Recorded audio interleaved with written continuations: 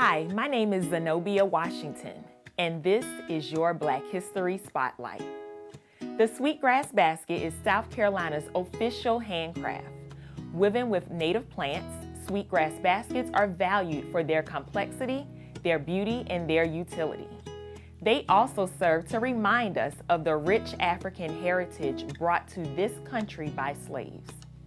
The coiled sweetgrass basket is a historically significant example of African cultural heritage that was transported across the Atlantic by enslaved African people.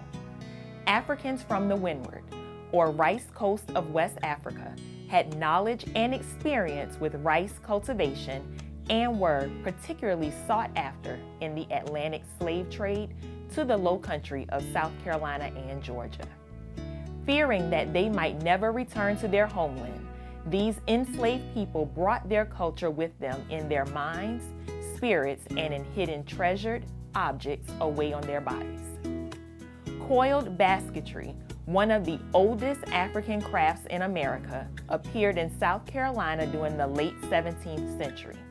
The first known baskets in the Low Country were fanner baskets, used for winnowing rice. Originally designed as a tool of rice production and processing, baskets had a very real and significant cultural connection for the displaced Africans.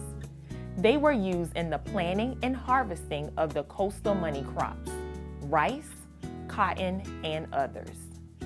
Agricultural baskets were made of bulrush, sweetgrass, and split oak.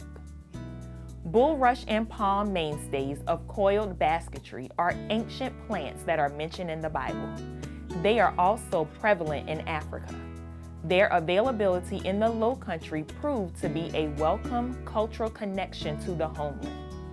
Incorporating these plants in their basketry kept the Africans close to their beloved homeland and continuously reinforced their faith in the God of their salvation.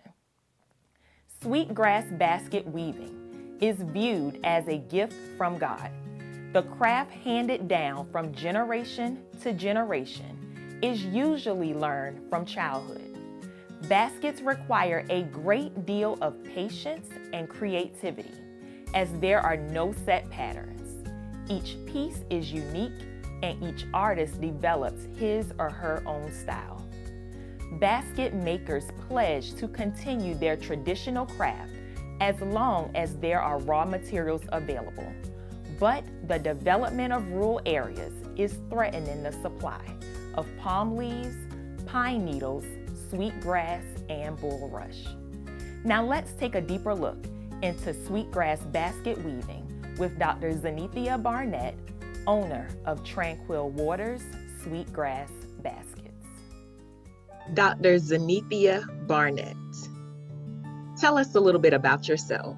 Where are you from and what do you do? So I'm Dr. Zenithia Barnett. I'm an aquatic biologist by trade and a fourth generation sweetgrass basket weaver. I was born in Charleston, South Carolina, and raised about an hour and a half away in Estill, South Carolina. And I currently reside in Olive Branch, Mississippi, which is right outside of Memphis, Tennessee. So my love for sweetgrass basket making came from watching my grandmother spend most of her days weaving baskets. This is what she did for a living, making and selling sweetgrass baskets. And as a little girl, my grandmother taught me how to sew baskets. Now, unfortunately, today, most of the elders that used to make these baskets have passed on, and not many of their kids and grandkids or great-grands continue making sweetgrass baskets. So a part of my passion comes from wanting to make sure I pass on this heritage and our culture and not let the great things they did die off. So understanding that your grandmother made baskets, I'm assuming that that's what sparked your interest in making baskets, just seeing the labor, the time, her creativity in that. So tell us a little bit more about, I guess, truly what sparked your interest and how long have you been creating baskets? So yes, you're correct. My interest grew from watching my grandmother make these beautiful creations. And as you see behind me, these are 2 baskets that my grandmother created. So I always thought that there were some beautiful things that she created, and I wanted to be able to create some similar items.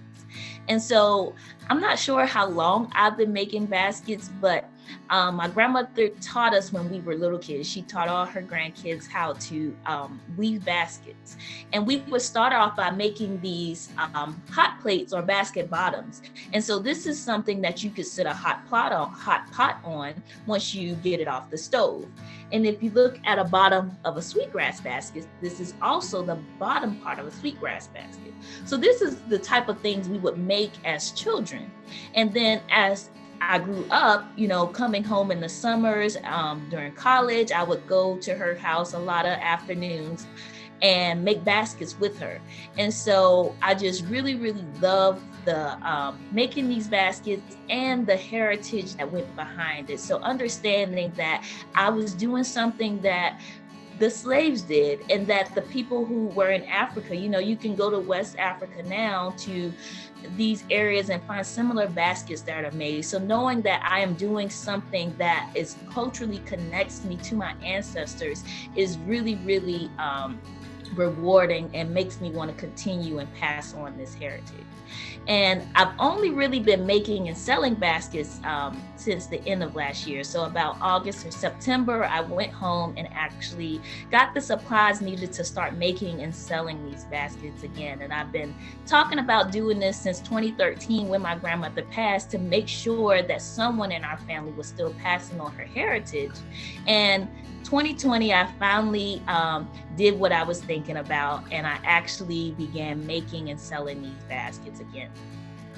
Wow, that is amazing. One, thank you for carrying on our grandmother's legacy and heritage through sweetgrass basket making. Now, for those who don't know, take us a little bit through that process. What does it look like what does the process look like to create a basket? So when making a basket, there's a lot of hard work that goes into it. And, I get some of the products after that hard work. Everything is made from natural products. So you start off with pine needles, you have sweetgrass, you have bulrush, which is also a marsh grass, and palm leaves. And so someone has to actually go out and pick all of these things. And so there are people that are going out that are gathering these palm leaves and pine needles and sweetgrass. And so I get the items after they've already been picked and cleaned. And so I get these products, and I have to, a lot of things you have to let dry. So I have to let the palm leaves and things sit out and dry. And the palm leaves are actually the yellowish, whitish things that are around. These are the palm leaves. So if you think about a palm tree, we have to strip the leaves to make them into these small strips. And then the start of the basket starts with the pine needles. So this brown that you see here are pine needles. So we let the pine needles dry and turn brown, and then we make sure they're moist, and we actually make a knot with these pine needles and then begin weaving around the knot. So you start with a knot and then you weave around it, and you add in the sweetgrass, which is the yellowish color that you see here. And so you have sweetgrass, and then the brown that you see is the bulrush. So that's a thicker grass that makes a more sturdy basket. And so you have all of these products that you, like the pine needles, we have to bleach and make sure, everything is clean and ready for production.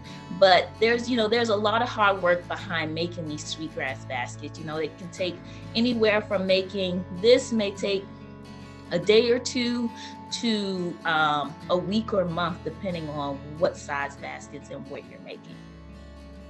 Wow. When we talk about our history, Black history, the terms trailblazing and Black excellence come to my mind, and the phrase, "I am my ancestors' wildest dreams." When you think about the history of sweetgrass basket weaving, and you continuing the legacy of your grandmother today, how does that make you feel? So I get a great sense of pride and joy knowing that I'm passing on something that my grandmother, that she did every day of her life, that her mother did, that our ancestors did, that the folks who they brought from Africa did, knowing that I'm passing on this history, this culture, and that, you know, through this art, people will learn about us and people will learn about, you know, our heritage. And this is really, really important to me, and it makes me overjoyed to know that I'm doing this. You know, I have a number of colleagues that know that, oh, their last name is from Scotland, or they still have family in these places, and through the slave trade this has been taken away from us, and we aren't connected to our African heritage or history. And so this art form being passed on throughout the years is a way that we can connect and reconnect with our heritage and history. So it's great. It feels great, amazing, a sense of pride, and a sense that, you know, I'm still connected to those before me. That's awesome. And I know it has to be a wonderful feeling to have. So tell us, if people want to learn more about this art, if people want to purchase items that you have specifically handcrafted yourself, how can they contact you? Well, people can go to my website, tranquilwaters.com, or find me on social media on Facebook or Instagram as Tranquil Waters Sweetgrass Creations. And through there, you can send me a private message, or on the website, there's a contact tab where you can ask questions or write anything. It will go straight to me. And so we can conversate in those ways, and even from buying products to just wanting to learn more about the heritage. If you see my shirt here, I was wishing we could highlight it more, but with the video camera, we couldn't really see it, but it says Gullah. And so, I'm here to talk to people about the Gullah Geechee heritage and history, and to make people understand, to teach people about, you know, what our ancestors did and how what we do today is built off of what they did. Dr. Barnett, my sister, my friend, keep blazing trails. You are the trailblazer of our family. Continue to be the living example of Black excellence. Thank you for your time. I love you. And again, keep blazing trails and carrying that torch. Thank you.